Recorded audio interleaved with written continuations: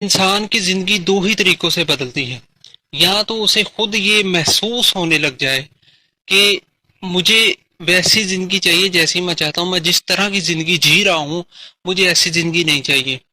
یا پھر اسے وہ جس ماحول میں رہ رہا ہے اسے ایسا لگے کہ میں اس ماحول میں، اس دنیا میں اس طرح کی زندگی بسر کرنے کے لیے نہیں آیا، بلکہ میں کچھ بہترین اچھی زندگی بسر کرنے کے لیے آیا ہوں. تو ہی جا کر انسان کچھ نہ کچھ کرنے کے بارے میں سوچتا ہے.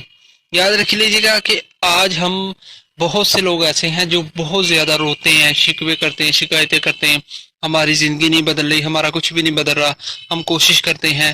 دیکھیں، اگر جب تک آپ اپنے ایک ایسے ماحول میں رہیں گے نا، مثال کے طور پر جس میں آپ کو نہ کوئی تکلیف آ رہی ہے نہ کوئی مشکل آ رہی ہے، یہ میں اس تکلیف پریشانی کی بات نہیں کر رہا جو ہمیں روزمرہ کی زندگیوں میں ملتی ہیں. پریشانیاں، دکھ، گھریلو دکھ، پریشانیاں، باہر سے لوگوں کے تانے وغیرہ یا لوگوں کی تنقید، یہ نہیں.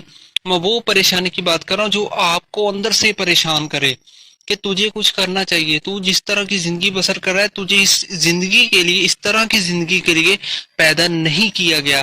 تو ہی انسان جا کر کچھ کرتا ہے، تو ہی انسان کچھ نہ کچھ سوچتا ہے کہ مجھے کچھ کرنا چاہیے.